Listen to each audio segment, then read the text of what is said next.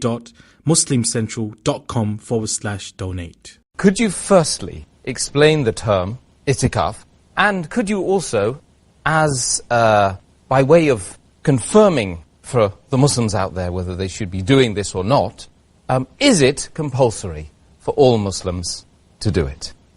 Alhamdulillah, wassalatu wassalam ala rasulillah wa ala alihi wa sahbihi ajma'in, amma ba'd. A'udhu billahi minash shaitanir rajim, bismillahir rahmanir rahim, rabbi shrah li sadri wa yassir li amri wahlul 'uqdatam min lisani yafqahu qawli. The word Itekaaf is derived from the Arabic root word akafa, which means to adhere, to cling, to stick. It means to keep.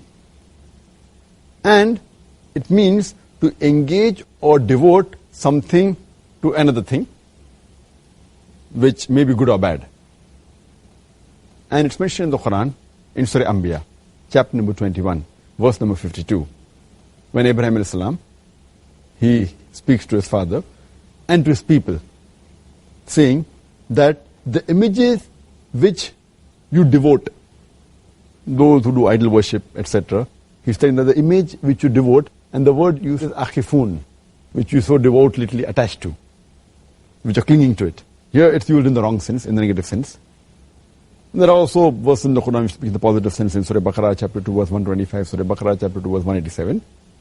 According to Lisanul Arab, the word Itekaaf means to fully attach oneself to something. It means when someone habitates the mosque and he worships in it. In the Islamic Sharia, the word Itekaaf means to engage and retreat in the mosque and to stay in the mosque seeking nearness to Allah subhanahu wa ta'ala and seeking His reward.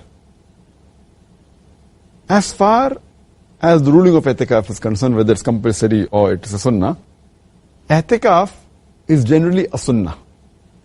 It's not compulsory.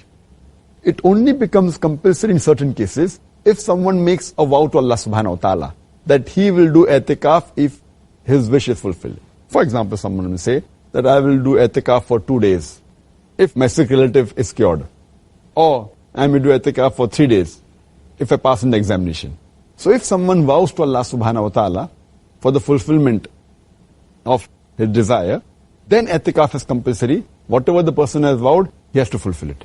Otherwise, Itekaaf is a sunnah, but it is a sunnat-e-muakkada, a very highly recommended sunnah. As it's mentioned in the hadith of Sahih Bukhari, volume number 8, in the book of Oaths and Vows, hadith number 6696, where the Messenger of Allah subhanahu wa ta'ala said that anyone who promises to obey Allah subhanahu wa ta'ala, he should obey him. And anyone who promises disobedience to Allah subhanahu wa ta'ala, he should not disobey him. And there's a hadith, Hazrat Umar, may Allah be pleased with him, mentioned in Sahih Bukhari, volume number 8, in the book of Oaths and Vows, hadith number 6697, where Hazrat Umar, may Allah be pleased with him, he says to the Messenger of Allah subhanahu wa ta'ala that I had vowed in the days of ignorance before he embraced Islam that he will do Itekaaf for 1 night in Masjid al-Haram. So the Prophet said that fulfill your vow. Because the vow was good, obeying Allah subhanahu wa ta'ala, the Prophet says fulfill it. And there are various verses in the Quran which speak about Itekaaf. Allah says in Surah Baqarah, chapter number 2, verse number 125.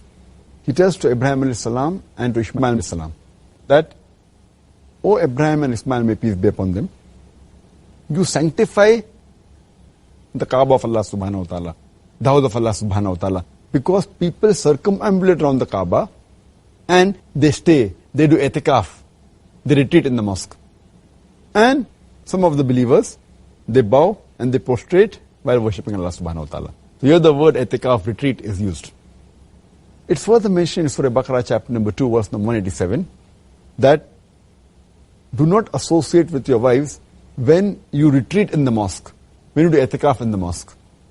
And there are several hadiths talking about Itekaaf, including Sahih Bukhari, volume number 3, in the book of Itekaaf, hadith number 2026, Aisha, may Allah be pleased with her, who was the wife of the Prophet, she said that the Prophet used to do Itekaaf for the last 10 days in the month of Ramadan. And after he died, the wives of the Prophet used to continue that practice. So, Itekaaf, unless vowed, it's compulsory. Otherwise, generally, it's a sunnah, but highly recommended.